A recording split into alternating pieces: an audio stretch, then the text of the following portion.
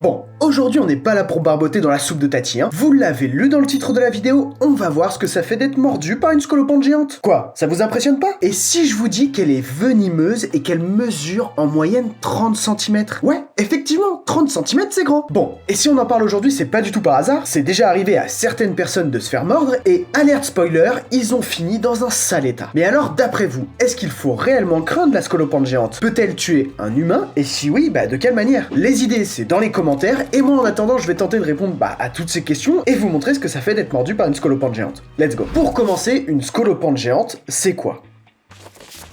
C'est vrai qu'en Europe, on n'a pas vraiment l'occasion d'en rencontrer une. On a sa version miniature qui s'appelle le mille-pattes, ou sinon il y a une version de lui un petit peu différente qui est le scrutigère. Non, c'est pas le scrutigère, le scutigère.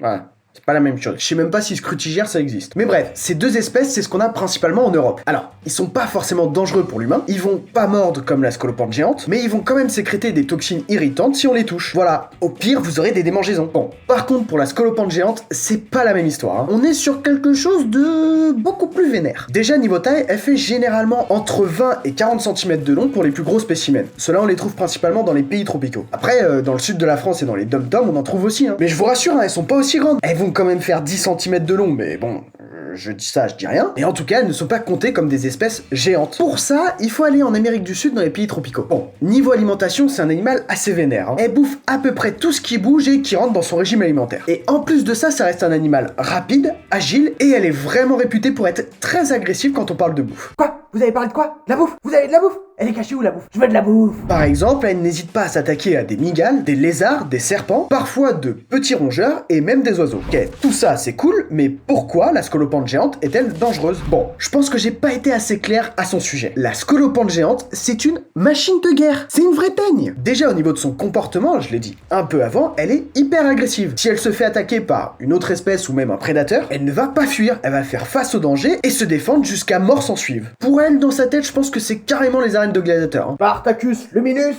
Pépitus? Oui, c'est ma mère qui m'a appelé comme ça. Ah, cool, je t'ai vaincu. Et puis pensez pas à la surprendre en arrivant dans son dos, hein. La scolopendre a une capacité incroyable de voir avec sa tête, mais aussi avec son cul. Ouais, non...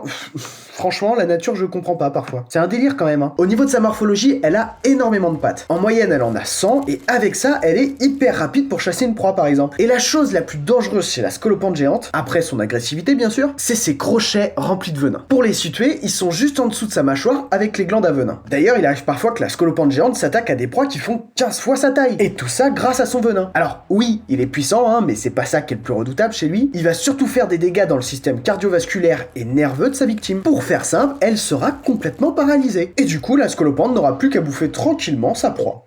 Voilà. Mais bon, du coup, concrètement, ça fait quoi d'être mordu par une scolopendre géante? Bon, déjà, toutes les scolopendres ont du venin, même celles qu'on trouve dans le sud de la France. Oh là, vous excitez pas, je commence déjà à vous voir là derrière votre écran, là, tout fou.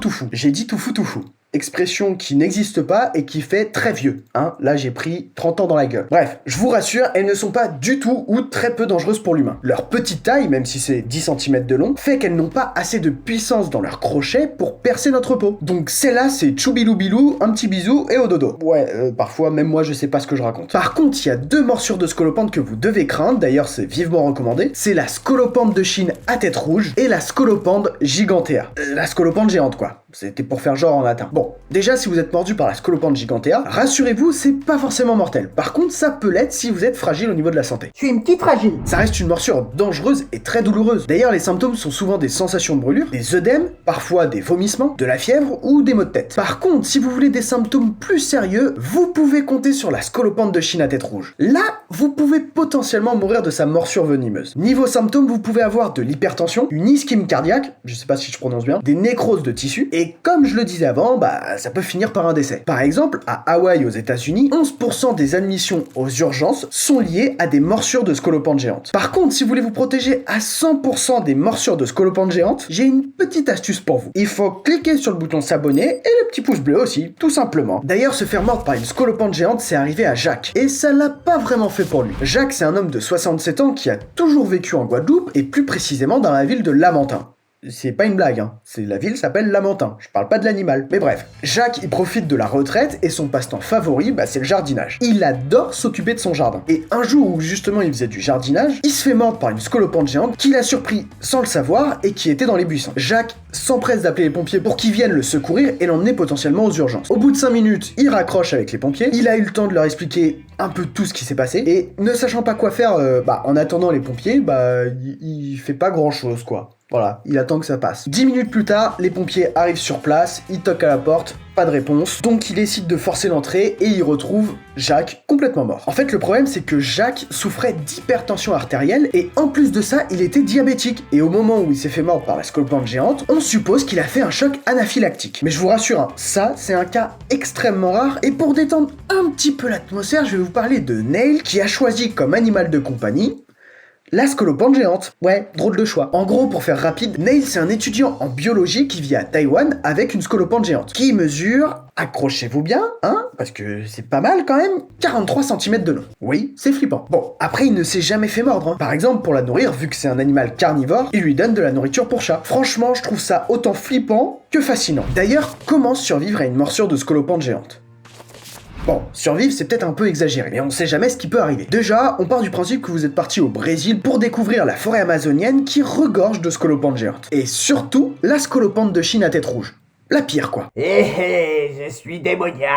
Bon, arrête tes conneries, Michel, on n'y croit pas du tout. Ah bon ? Dommage. Déjà, premier tips pour éviter de se faire défoncer par la scolopendre, n'allez pas dans cette forêt tout simplement. Et au pire, si vous êtes obligé d'y aller, mettez des fringues longs et épais. Ça permettra de vous protéger de l'humidité, mais aussi des piqûres ou morsures d'animaux. Et puis, dans le pire des cas, si vous tombez dessus, c'est soit il fuit, soit il vous attaque. C'est clairement du 50-50. Bon, si vous avez le temps, éloignez-vous ou contournez-la pour suivre votre chemin. Et dans le pire des cas, si vous êtes mordu, voici ce qu'il faut faire. Premièrement, restez calme et ne paniquez pas. Ça évitera au venin de se propager encore plus vite. Deuxièmement, vous pouvez nettoyer la plaie avec du savon et de l'eau. Ça permet d'éliminer les sécrétions toxiques. Troisièmement, si la douleur est très forte, appliquez une compresse chaude ou froide pour diminuer la douleur. Après, quand on est en pleine nature, je comprends que c'est difficile d'avoir une compresse chaude ou froide, hein. Donc par exemple, vous pouvez utiliser votre bouteille qui est relativement froide et l'appliquer sur votre plaie. Quatrièmement, surveillez comment évolue la plaie. Si vous en avez sur vous, vous pouvez prendre des antidouleurs, et si vous avez vraiment un doute, consultez un médecin ou allez directement aux urgences. Parfois, les effets peuvent être beaucoup plus graves, et je vous le rappelle, si vous avez un problème au niveau de la santé, ça peut finir par un décès. Donc, surveillez bien attentivement comment ça évolue. Bon, après, pour vous rassurer un petit peu,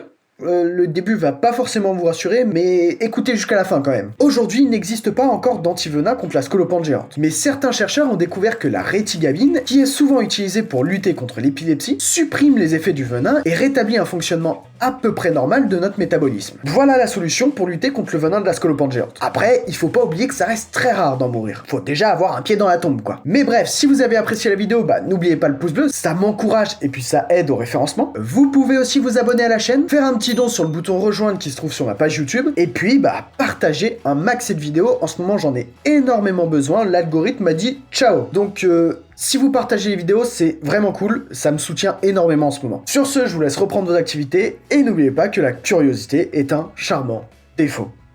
Voilà. Et je sais pas si vous l'avez remarqué, mais j'ai pas changé de studio, hein, c'est juste j'ai changé de chaise. Voilà, c'est tout, je voulais le dire. Ciao.